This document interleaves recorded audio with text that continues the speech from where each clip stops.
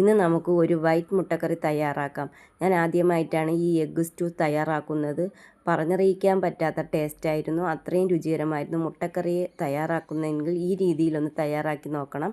അത്രയും രുചികരമായിരുന്നു. നമുക്ക് ചപ്പാത്തി, പൂരി എന്തിനൊപ്പം വേണമെങ്കിലും ഈ മുട്ടക്കറി നമുക്ക് ഉപയോഗിക്കാം. അത്രയും രുചികരമായിട്ടുള്ള ഈ മുട്ടക്കറി നമുക്ക് രാവിലെ ബ്രേക്ക്ഫാസ്റ്റിന് ഏതിനോടൊപ്പം വേണമെങ്കിലും നമുക്ക് ഇത് തയ്യാറാക്കാം.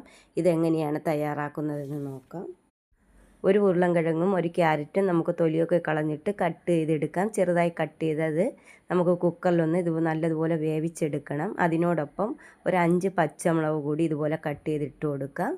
ഇനി തേങ്ങയുടെ 2ാം പാലാണ് ഞാൻ എടുത്തിരിക്കുന്നത്. ആദ്യ പാൽ നമ്മൾ മാറ്റി വെച്ചിട്ടുണ്ട്. 2ാം പാൽ ഒഴിച്ച് ഇത് നമുക്ക് ആദ്യം ഒന്ന് വേവിച്ചെടുക്കാം.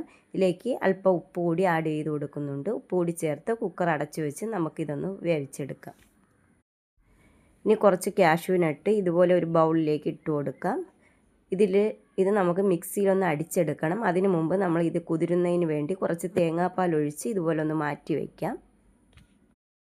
ഇനി നമുക്ക് വെളിച്ചെണ്ണ ഒഴിച്ചു കൊടുക്കാം. വെളിച്ചെണ്ണ ചൂടായി വരുമ്പോൾ അതിലേക്ക് ചതച്ച് വെച്ച ഇഞ്ചിയും വെളുത്തുള്ളി കൂടി, ഒരു കഷ്ണം ഇഞ്ചിയും ഒരു 3-4 അല്ലി വെളുത്തുള്ളിയും ചതച്ചത് അതുകൂടി ഇതിലേക്ക് ആഡ് ചെയ്ത് കൊടുക്കാം. അതിട്ട് കൊടുത്ത് ഇതുപോലെ ഒന്ന് വഴറ്റണം. ഇതിലേക്ക് നമുക്കിനി ഒരു സവാള അരിഞ്ഞത് ഇത് കനം കുറഞ്ഞ സവാള അരിഞ്ഞത് അത് ഇതിലേക്ക് ആഡ് ചെയ്ത് കൊടുക്കാം.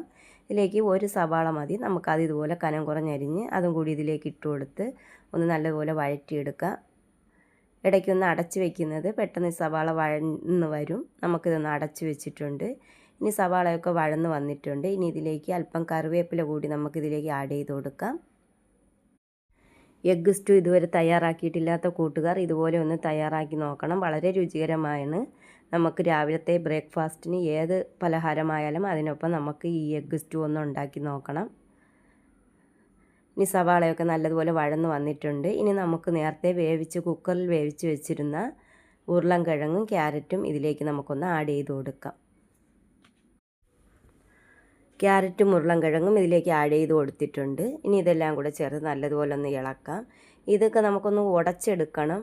ഇതിനകത്ത് മറ്റു പൊടികളൊന്നും നമ്മൾ ചേർക്കുന്നില്ല. ഇത് വൈറ്റ് കളർ ആയതുകൊണ്ട് പച്ചമുളക് എരിക്ക് ചേർത്തിട്ടുണ്ട്. പിന്നെ ഇനി നമുക്ക് ഒരു 1/2 സ്പൂൺ കുരുമുളക് പൊടിയും ഗരം മസാലപ്പൊടിയും അത് മാത്രം ഇതിലേക്ക് ആഡ് ചെയ്ത് കൊടുത്താൽ മാത്രം മതി.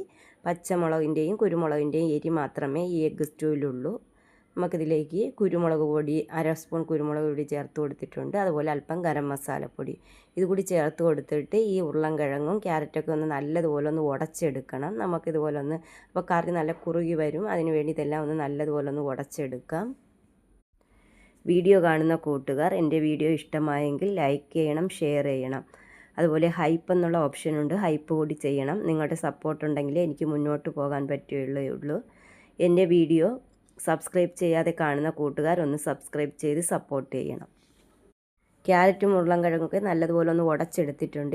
ഇതിലേക്ക് കാഷ്യൂ നട്ട് മിക്സിയിൽ അരച്ചെടുത്തത് അതുകൂടി നമുക്കിതിലേക്ക് ആഡ് ചെയ്ത് കൊടുക്കാം. ഇതുകൂടി ചേർക്കുമ്പോൾ കറിയൊക്കെ ഒന്ന് നല്ലതുപോലെ കുറുകി വരും. ഇനി ഇതിലേക്ക് ആവശ്യത്തിന് ഉപ്പ് കൂടി അല്പം ചേർത്ത് കൊടുക്കണം. നേരത്തെ കുറച്ച് ഉപ്പ് ചേർത്തിട്ടുണ്ടായിരുന്നു. ഇനി കുറച്ചുകൂടി ഉപ്പ് ചേർത്തിട്ട് തേങ്ങയുടെ 1ാം പാൽ നമ്മൾ നേരത്തെ മാറ്റി വെച്ചിട്ടുണ്ട്. അതുകൂടി ഇതിലേക്ക് ഒഴിച്ചു കൊടുക്കുക. തേങ്ങയുടെ 1ാം പാൽ കൂടി ഇതിലേക്ക് ഒഴിച്ചു കൊടുക്കാം. അതുകൂടി ഒഴിച്ചു കൊടുത്തിട്ട് അധികം തിളയ്ക്കേണ്ട. ഒന്ന് തിള വരുന്ന സമയത്ത് തന്നെ നമുക്കിത് നല്ലതുപോലെ ഒന്ന് ഇളക്കിയിട്ട് ഇതിലേക്ക് നേരത്തെ പുഴുങ്ങി വെച്ചിരുന്ന മുട്ട കൂടി നമുക്കിതിലേക്ക് ആഡ് ചെയ്ത് കൊടുക്കണം. അല്പം കറിവേപ്പില കൂടി ഇതിന് മുകളിലേക്ക് വിതറിയിട്ടുണ്ട്. ഇതുപോലെ എഗ്ഗ് സ്റ്റൂസ് തയ്യാറാക്കിയിട്ടുള്ള കൂട്ടുകാർ ഒന്ന് കമൻറ്റ് ചെയ്യണം. വീഡിയോ ഇഷ്ടമായ കൂട്ടുകാർ ഇതുപോലെ ഒന്ന് എഗ്ഗ് സ്റ്റൂ തയ്യാറാക്കി നോക്കിയിട്ട് നിങ്ങളുടെ അഭിപ്രായങ്ങൾ കമൻറ്റ് ചെയ്യണം. ലൈക്ക് ചെയ്യണം, ഷെയർ ചെയ്യണം. ഹൈപ്പ് എന്നുള്ള ഓപ്ഷനുണ്ട്, അതുകൂടി ചെയ്യണം. തുടർന്ന് ഞാനിടുന്ന വീഡിയോ കാണുന്നതിന് വേണ്ടി സബ്സ്ക്രൈബ് ചെയ്യാതെ കാണുന്ന കൂട്ടുകാർ എൻ്റെ വീഡിയോ ഒന്ന് സബ്സ്ക്രൈബ് ചെയ്ത് സപ്പോർട്ട് ചെയ്യണം.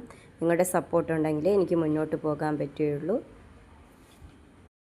അങ്ങനെ വളരെ രുചികരമായിട്ടുള്ള എഗ്ഗ് സ്റ്റൂ തയ്യാറാക്കി.